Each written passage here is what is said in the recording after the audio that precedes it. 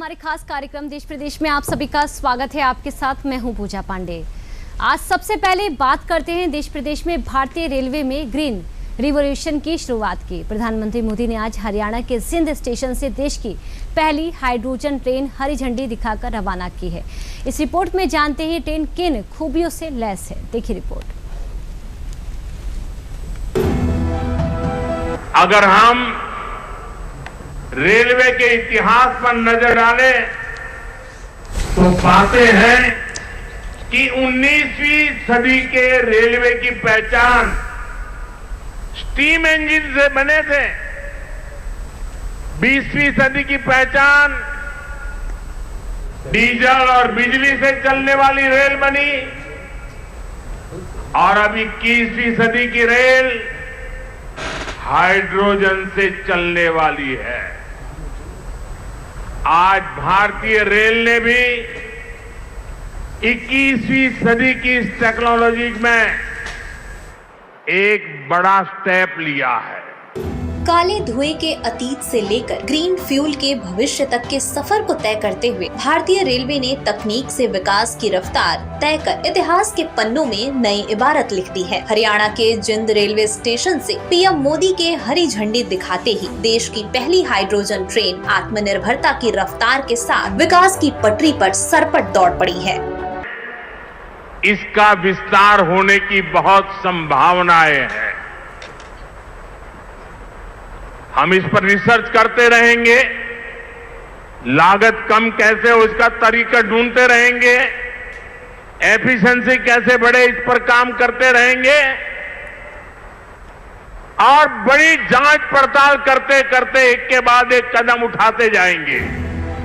विकास की दौड़ में दुनिया के साथ कदम ताल की मिसाल ये हाइड्रोजन ट्रेन आत्मनिर्भरता के संकल्प और अत्याधुनिक तकनीक से लैस है, जो कि भारतीय रेलवे के नए युग की शुरुआत मानी जा रही है। किराए की बात करें तो सफर सिर्फ 5 रुपए में शुरू होगा। जिंद से सोनीपत के 89 किलोमीटर के सफर के लिए यात्रियों को महज 25 रुपए देने होंगे। करीब 82 करोड़ रुपए की लागत से बनी ये ट्रेन दुनिया की सबसे कम लागत वाली हाइड्रोजन ट्रेन है। 10 कोच की सबसे लंबी ट्रेन में 8 पैसेंजर कोच और 2 पावर कार शामिल हैं। इसका 1200 किलोवाट का दमदार इंजन सुरक्षा के लिहाज से बेहद खास है, जो किसी भी आपात स्थिति में हाइड्रोजन सप्लाई को अपने आप बंद कर देगा। रफ्तार के मामले में ये ट्रेन 120 किलोमीटर प्रति घंटे की रफ्तार से दौड़ सकती है। हालांकि शुरुआती तौर पर इसे 75 किलोमीटर प्रति घंटे की स्पीड से चलाया जा रहा है, यानी जिंद से सोनीपत का सफर अब सिर्फ 2 घंटे में पूरा हो जाएगा। बॉम्बे से ठाणे के बीच चली थी, जिसे आज मुंबई कहते हैं। वैसे ही भविष्य में जब भी हाइड्रोजन ट्रेन का जिक्र आएगा तो जिंद का, सोनीपत का, हरियाणा का नाम भी आएगा ही आएगा। भारत हाइड्रोजन से चलने वाली ट्रेन शुरू करने वाला दुनिया का 5वां देश बन गया है। इससे पहले जर्मनी, फ्रांस, स्वीडन और चीन ही हाइड्रोजन ट्रेनें चलाने में कामयाब हो सका है। पीएम मोदी ने देश को पहली हाइड्रोजन ट्रेन का तोहफा देने के साथ हरियाणा के लिए 14,000 करोड़ रुपए से ज्यादा की विभिन्न विकास परियोजनाओं का शिलान्यास और लोकार्पण भी किया है।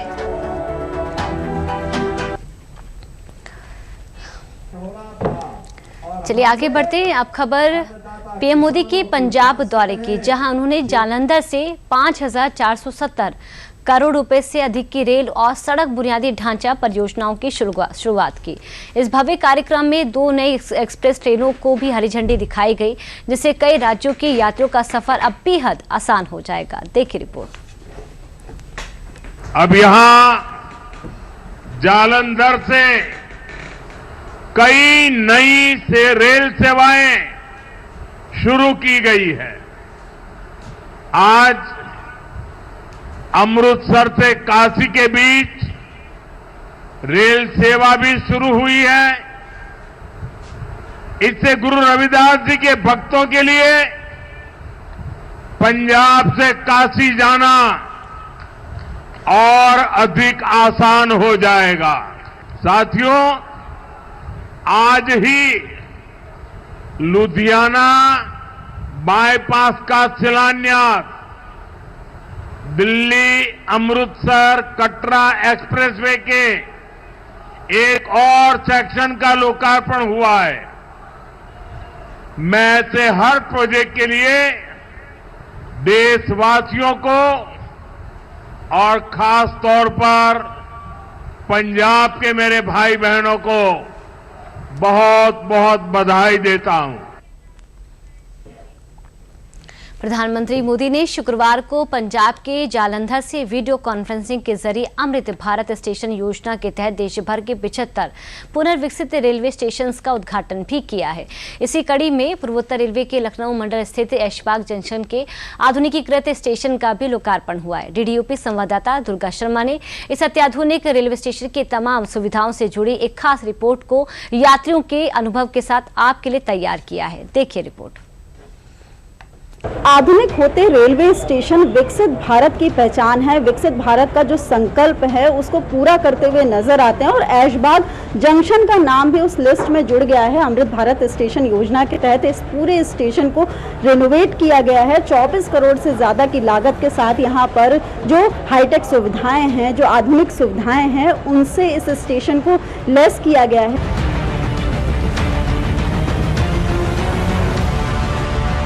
ये एक बहुत बड़ी उपलब्धि है हमारी सरकार की, माननीय नरेंद्र मोदी जी की और माननीय रक्षा मंत्री जी की, माननीय राजनाथ जी की, क्योंकि ये ऐशबाग स्टेशन तो है, नाम इसका ऐशबाग, लेकिन हम लोगों को एंट्री मोती नगर दूसरी साइड से करनी होती थी। 2009 में जब इसका इधर से एंट्री हुई ऐशबाग की साइड से, तो ये इधर के लोगों के लिए बहुत बड़ी सुविधा हुई है। और यहाँ पर एक ये दूसरा रिजर्वेशन काउंटर भी बनाया गया है कि जो केवल एक साइड में था, अब दोनों साइड है। इससे लोगों को बहुत सुविधा हुई है। इधर के लोगों को, खासकर पुराने लखनऊ के लोगों को आने जाने की बहुत अच्छी सुविधा हुई है। क्योंकि अब इस समय 4 ट्रेनें कम से कम मुंबई की चलती हैं, 2 ट्रेनें आपकी चेन्नई की हैं, यहाँ से राप्ती सागर एक्सप्रेस हो गई, और कई रूट लंबे रूट की ट्रेनें चलती हैं, जिससे यात्रियों को बहुत सुविधा होती है। और चारबाग का लोड जो है गोमती नगर को दे दिया गया है। गोमती नगर की जो भी ट्रेनें हैं वो ऐशबाग नहीं आती। जो यहाँ के लोकल यात्री हैं उनको यहाँ पर बहुत अच्छी सुविधा मिलती है ऐशबाग स्टेशन पर। सुविधाएं देने के बारे में सोचा जाता है, तो इसको किस तरह से देखते हैं? माननीय मोदी जी का सबसे ज़्यादा आभार है इसमें, और माननीय राजनाथ जी का अपना आभार है, जो इतने अच्छे अच्छे स्टेशन बना करके और लोगों के लिए इतना अच्छा ज़्यादा करने के लिए सुविधा कर रहे हैं कि आप खुद ही देख सकते हैं कि 2-2 रिजर्वेशन काउंटर बना दिए। और मैं यहाँ पर लोगों के लिए अपना जो भी पुराना लखनऊ का लोग जुड़ रहा है यहाँ पर स्टेशन से ही बकायदा आप यहाँ पर देख रहे हैं कि बॉम्बे के लिए ट्रेन यहाँ लागू हो गई। अब यहाँ पर रुकती है, जाती है, यहाँ से भी जाती है। लोगों को जैसे कि अब चारबाग में इतनी भीड़ लगती थी, चारबाग में भीड़, जैसे अब ऐशबाग वाले चारबाग जाते थे तो चारबाग में इतनी भीड़ लगती थी, अब चारबाग वही जो ऐशबाग आते थे, अब वो ऐशबाग में ही अपनी ट्रेन को पकड़ रहे हैं, अपनी सुविधा ऐशबाग से ले रहे हैं। मध्यम वर्गीयों का और महिलाओं का, खासकर महिलाओं के लिए यहाँ पर टॉयलेट की सुविधा है, वेटिंग रूम है, इसलिए बहुत बहुत धन्यवाद। विकसित भारत तब बनेगा जब जो रेलवे स्टेशन, बस अड्डे, ये जगहें हैं वो विकसित होंगे, जो सीधे लोगों से जुड़े हुए हैं, वो आधुनिक फैसिलिटीज से, आधुनिक सुविधाओं से लैस होंगे, तब भारत विकसित होगा। और इसी संकल्प को पूरा करते हुए स्टेशन नजर आ रहे हैं। लखनऊ में कैमरा पर्सन रोहित के साथ दुर्गा शर्मा, डीडी न्यूज। अब देखिए ना, बद्रीनाथ चढ़ावा चोरी मामले में एसआईटी का एक्शन लगातार जारी है। शुक्रवार को एसआईटी ने बद्रीनाथ मंदिर के पूर्व अधिकारी राजेंद्र सिंह चौहान को गिरफ्तार किया है। इसके अलावा राजेंद्र सिंह चौहान को 18 जुलाई को कोर्ट में पेश भी किया जाएगा। पूछताछ के दौरान क्या कुछ खुलासे हुए हैं, देखिए इस रिपोर्ट में। बद्रीनाथ धाम में भगवान के चढ़ावे में हेराफेरी के मामले की जांच लगातार आगे बढ़ रही है। जैसे जैसे जांच का दायरा बढ़ रहा है, मामले में नए खुलासे सामने आ रहे हैं। इसी कड़ी में एसआईटी को एक और बड़ी सफलता हाथ लगी है। एसआईटी ने शुक्रवार को बद्रीनाथ मंदिर के पूर्व अधिकारी राजेंद्र सिंह चौहान को दान में कथित गड़बड़ी के मामले में गिरफ्तार कर लिया है। 4 घंटे की पूछताछ के बाद हुई इस गिरफ्तारी के बाद उन्हें शनिवार 18 जुलाई को कोर्ट में पेश किया जाएगा। एसआईटी ने पूर्व मंदिर अधिकारी राजेंद्र सिंह चौहान को शुक्रवार को पूछताछ के लिए बुलाया था। एसआईटी ने करीब 4 घंटे तक राजेंद्र सिंह चौहान से पूछताछ की।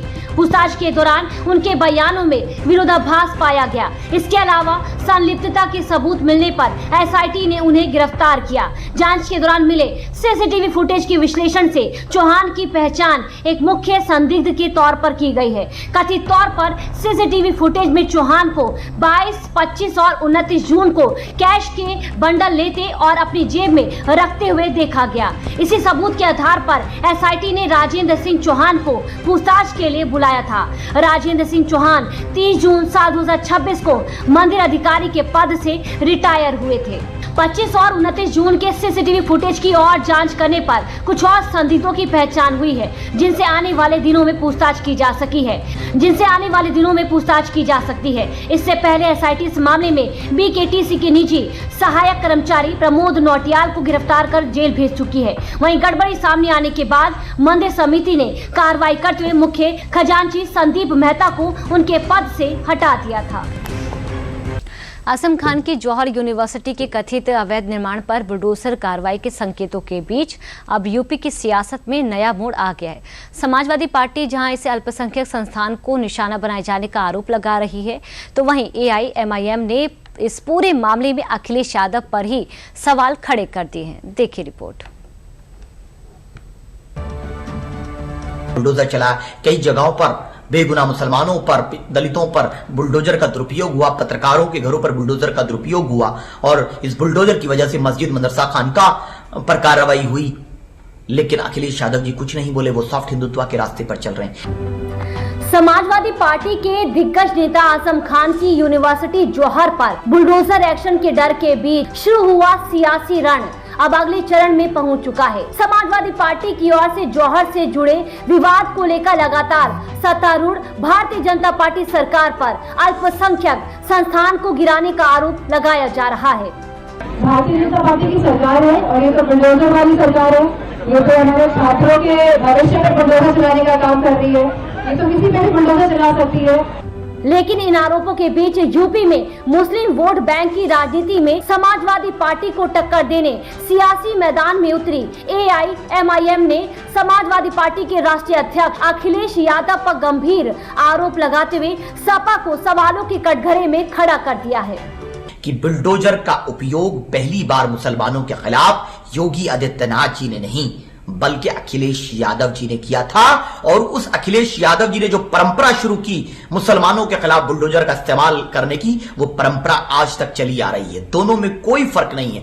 कब हुआ था? मुजफ्फरनगर दंगों के दौरान दिसंबर और जनवरी में ठंड में जो कैंप थे, 50,000 लोग बेघर हो गए थे मुजफ्फरनगर दंगों के दौरान, तो उस कैंप पर बुलडोजर चलाने का काम और उन मुसलमानों को बेघर करने का काम अखिलेश यादव जी की सरकार ने 2013 के दिसंबर और 14 की जनवरी में किया था। जिस सपा पर शादाब चौहान के इन आरोपों ने यूपी का सियासी माहौल गरमा दिया है। राजनीतिक गलियारों में सवाल उठ रहा है कि क्या AIMIM इन आरोपों के साथ समाजवादी पार्टी को मुस्लिम विरोध और खुद को सबसे बड़ा हितेशा दिखाकर सपा की सबसे बड़ी चुनौती बनने की कोशिश कर रही है, या फिर यह आरोप महज चुनावी रणनीति है। बहरहाल आरोपों की बौछार के बीच शुक्रवार को रामपुर विकास प्राधिकरण हाई कोर्ट पहुंच गया है। जौहर यूनिवर्सिटी को लेकर रामपुर विकास प्राधिकरण ने इलाहाबाद हाईकोर्ट में कैविएट दाखिल कर दिया है। ये कैविएट यूनिवर्सिटी में अवैध निर्माण के खिलाफ ध्वस्तीकरण आदेश को संभावित कानूनी चुनौती को देखते हुए दी गई है। RDA ने ये मामला इलाहाबाद हाईकोर्ट पहुंचने से पहले कैविएट दाखिल किया है, ताकि कोई भी फैसला लेने से पहले उनका पक्ष भी कोर्ट जरूर सुने। दरअसल रामपुर की जौहर यूनिवर्सिटी के अवैध तरीके से बनाए गए 38 भवनों के ध्वस्तीकरण के आदेश जारी हुए हैं। ऐसे में इस ध्वस्तीकरण के आदेश को कानूनी तौर पर चुनौती दिए जाने की संभावनाएं बनी हुई हैं, जिसकी संभावना को देखते हुए विकास प्राधिकरण ने ये कैविएट दायर किया है। गुजरात ATS ने जैश ए मोहम्मद के आतंकी मॉड्यूल से जुड़े 5 संदिग्ध आतंकियों को गिरफ्तार किया है। ये सभी आतंकी गुजरात के अलग अलग जिलों से पकड़े गए हैं। ATS ने कैसे की कार्रवाई और कैसे किया इन आतंकियों के मंसूबों को नाकाम, ये रिपोर्ट आपको बताएगी। 1, 2, 3, 4, 5 स्क्रीन पर दिख रहे ये 5 वो चेहरे हैं जो देश को दहलाने की नापाक साजिशें रचने के आरोप में गुजरात के अलग अलग जिलों से गिरफ्तार हुए हैं। गुजरात एटीएस के मुताबिक इन आरोपियों के तार सीमा पार पाकिस्तानी आतंकी संगठन जैश ए मोहम्मद से जुड़े हैं। साथ ही इन आरोपियों के कनेक्शन इसी महीने की शुरुआत में गिरफ्तार हुई जैश के 8 संदिग्ध आरोपियों से भी बताए जा रहे हैं। आइए जानते हैं इन आतंकियों के उन नापाक मंसूबों के बारे में जो गुजरात एटीएस ने फेल कर दिए हैं। गुजरात एटीएस ने जैश ए मोहम्मद के आतंकी मॉड्यूल से जुड़े 5 संदिग्ध आतंकियों को गिरफ्तार किया। गिरफ्तार लोगों की पहचान बिलाल आबिद शेरा, मोहम्मद अयूब कादिवाल उर्फ मोहम्मद खादियासन, मोहम्मद शफी मुखी उर्फ शफी चापी, मोहम्मद हसन करादिया उर्फ हसन हैदरपुरी और मोहम्मद अयूब सुनासरा उर्फ मोहम्मद खली के रूप में हुई है। इन्हें पाटन जिले के सिद्धपुर तालुका के खडियाल गांव से पकड़ा गया है। गिरफ्तारी के बाद इन्हें मोहसाड़ा जिले के कढ़ी कस्बे में न्यायिक मजिस्ट्रेट RM भाटिया के सामने पेश किया गया, जहां से इन्हें 24 जुलाई तक एटीएस की हिरासत में भेज दिया गया है। इससे पहले 3 जुलाई को जैश से जुड़े 8 संदिग्धों को पकड़ा गया था। इनसे पूछताछ के बाद ये कार्रवाई की गई और इन 5 को पकड़ा गया। आरोपियों में से एक ने टाइम बम बनाने की भी कोशिश की थी। लगभग 8 आरोपियों को अरेस्ट किया गया था। इन 8 आरोपियों के हमें 14 दिन के रिमांड मिले थे। इन 8 आरोपियों का जब इंट्रोगेशन किया गया और इनके घर पे जब सर्चेज की गई तो इसके अंदर हमें जैश ए मोहम्मद के फ्लैग, मौलाना मसूद अजहर की किताबें और इन आरोपियों के द्वारा जो मसूद अजहर को लिखे गए खत थे वो सब मिले। साथ साथ में टेरर फंडिंग के लिए इनके पास जो पैसा आया था उसमें से भी 1,30,000 की रिकवरी की गई। आरोपियों की गिरफ्तारी के बाद अब एटीएस इस पूरे नेटवर्क की तह तक जाकर इसे उखाड़ फेंकने की कवायद में लग गई है। साथ ही ये भी पता लगाया जा रहा है कि इन संदिग्ध आतंकियों को बम बनाने की सामग्री कहां से मिली। सुरक्षा एजेंसियों की निगाहें इस पर भी हैं कि इन आतंकियों के नापाक मकसद में बाहर से इनकी किसने मदद की। लखनऊ के एक प्राइवेट स्कूल से एक ऐसा मामला सामने आया है जो हर किसी को सोचने पर मजबूर कर रहा है। नर्सरी में पढ़ने वाली महज 6 साल की एक छात्रा ने अपनी ही क्लास के एक बच्चे की बेरहमी से पिटाई कर दी। ये मामला स्कूलों में बच्चों की सुरक्षा, उनकी परवरिश और बदलते व्यवहार पर कई बड़े सवाल खड़े कर रही है। देखिए रिपोर्ट। क्लासरूम का ये वीडियो देखिए। एक मासूम बच्चा, उम्र महज 5 साल और सामने उसी की क्लास की एक छात्रा जो लगातार उसे थप्पड़ मारते, घूंसे मारते और बाल खींचते हुए नजर आ रही है। ये तस्वीरें सिर्फ एक बच्चे के साथ हुई मारपीट की कहानी नहीं बता रही है, बल्कि स्कूलों में बच्चों की सुरक्षा, उनकी परवरिश और बदलते व्यवहार पर कई बड़े सवाल खड़े कर रही है। लखनऊ के पीजीआई थाना क्षेत्र के एक स्कूल में नर्सरी की छात्र की पिटाई का मामला सामने आया है। सीसीटीवी में कैद हुई इस घटना के बाद जब बच्चा घर पहुंचा तो उसके चेहरे पर सूजन थी और शरीर पर कई चोट के निशान थे। लेकिन सवाल सिर्फ इतनी सी घटना का नहीं है। सवाल ये है कि आखिर इतनी कम उम्र के बच्चे के अंदर इतना गुस्सा आया कहां से। इन घटनाओं ने स्कूलों के कैरिकुलम और पढ़ाई पर भी सवाल खड़े कर दिए हैं। सिर्फ किताबी ज्ञान और टॉपर बनाने के चक्कर में बच्चे नैतिक ज्ञान भूल गए हैं। लखनऊ की प्राइवेट स्कूल से चौंकाने वाला मामला सामने आया है। नर्सरी में पढ़ने वाली 6 साल की मॉनिटर ने सहपाठी को बेरहमी से पीटा। मॉनिटर ने 10 से 12 मिनट तक थप्पड़ घूंसों से सहपाठी की पिटाई की। बाकी बच्चों ने डर के मारे हेड डाउन कर लिया। सीसीटीवी में ये पूरी वारदात कैद हुई थी। पिटाई से पीड़ित बच्चे के मुंह, गाल, आंख में चोटें आई हैं। बच्चे की खराब हालत देखते हुए परिजनों ने उसे ट्रॉमा सेंटर में भर्ती कराया। आरोपी छात्रा को स्कूल से निष्कासित कर दिया गया है। पीड़ित परिवार ने पुलिस से शिकायत भी दर्ज कराई है। कल सुबह हम 8:30 बजे यहाँ पे छोड़ के गए हैं। 9 बजे करीब की ये घटना है। 9 बजे उनको क्लास टीचर को प्रिंसिपल के रूम में बुलाया जाता है मीटिंग के लेकर से, और उस टाइम कोई आया, कोई टीचर वहाँ पर नहीं थी।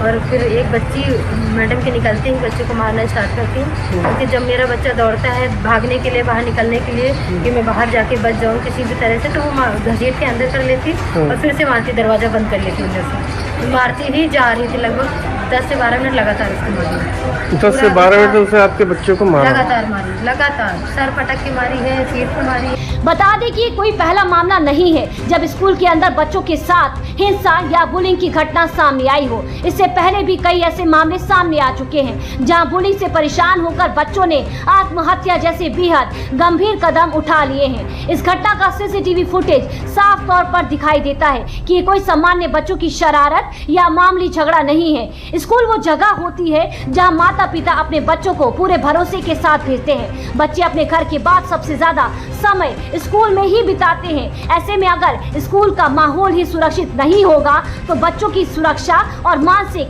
विकास की जिम्मेदारी कौन उठाएगा। देश प्रदेश में बढ़ती अगली खबर की ओर। कोरोना एक बार फिर पांव पसार रहा है। आंध्र प्रदेश में 26 जून से 16 जुलाई के बीच कोरोना संक्रमण के 12 नए मामले दर्ज हुए हैं, जिनमें 4 मरीजों की मौत भी हो चुकी है। देखिए रिपोर्ट। कोरोना महामारी के बीते दिनों को हम भूल ही रहे थे कि वायरस ने एक बार फिर अपनी मौजूदगी का एहसास करा दिया है। आंध्र प्रदेश में 26 जून से 16 जुलाई के बीच कोरोना संक्रमण के 12 नए मामले सामने आए हैं। इनमें 4 मरीजों की मौत भी हो चुकी है, जिससे स्वास्थ्य महकमे में हलचल बढ़ गई है। प्रशासन ने तुरंत एक्शन लेते हुए वायरस के रूप को समझने की कवायद शुरू कर दी है। वहीं पड़ोसी राज्य कर्नाटक में भी स्वास्थ्य विभाग ने निगरानी और सतर्कता बढ़ा दी है। हालांकि ये पैनिक होने का नहीं बल्कि सतर्क रहने का वक्त है।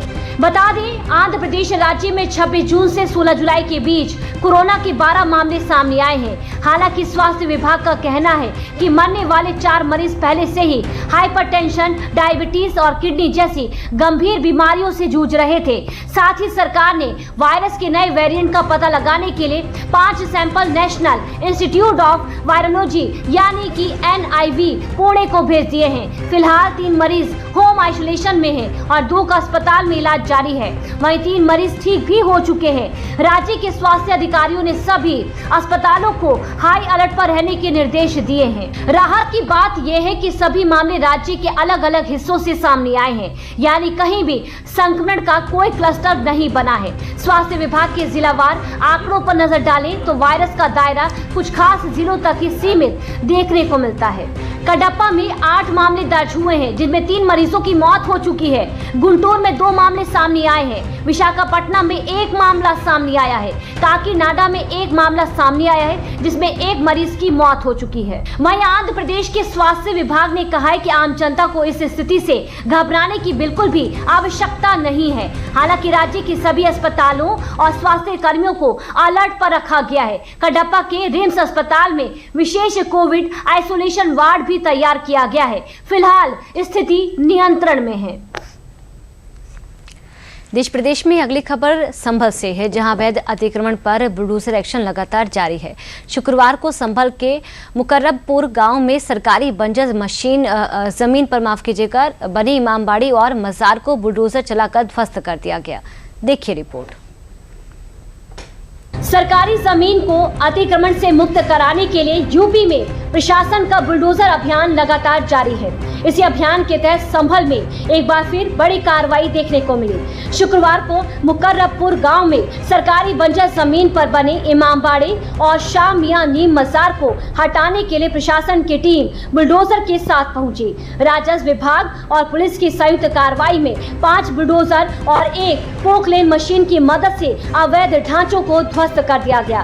कार्रवाई के दौरान सुरक्षा के लिए पुलिस, PSC और RF के 50 से ज्यादा जवान तैनात रहे। वहीं सावधानी के तौर पर ग्रामीणों की आवाजाही पर रोक लगा दी गई। आखिर क्या है पूरा मामला, आइए जानते हैं। मामला संभल की हजरत नगर गढ़ी थाना क्षेत्र के मुकर्रबपुर गांव का है। प्रशासन के अनुसार 50 साल पहले सरकारी बंजर 4.5 बीघा जमीन पर कब्जा किया गया था। इसमें 2950 वर्ग मीटर में इमामबाड़ा और 312 वर्ग मीटर में मजार बनाई गई थी। इस जमीन की कीमत करीब 1.25 करोड़ रुपए है। इस साल 2 मई को लेखपाल ने तहसीलदार कोर्ट में इसकी शिकायत की थी। कोर्ट ने इमामबाड़ा और मजार की देखरेख करने वालों से इसके दस्तावेज मांगे थे, लेकिन वे कोई दस्तावेज नहीं पेश कर सके। इसके बाद 12 जुलाई को कोर्ट ने इमामबाड़ा और हजरत शाह मियां नीम मजार को हटाने का आदेश दिया। देखिए, गाँव मुकर्रबपुर में बंजर की जमीन पे कब्जे का मामला था। लगभग 3000 वर्ग मीटर जमीन है जिसपे अवैध रूप से बाउंड्री करके और इमामबाड़ा बना करके कब्जा किया जा रहा था। इसमें तहसीलदार न्यायालय से सुनवाई के बाद ध्वस्तीकरण का आदेश किया गया। उसी आदेश का अनुपालन आज कराया जा रहा है।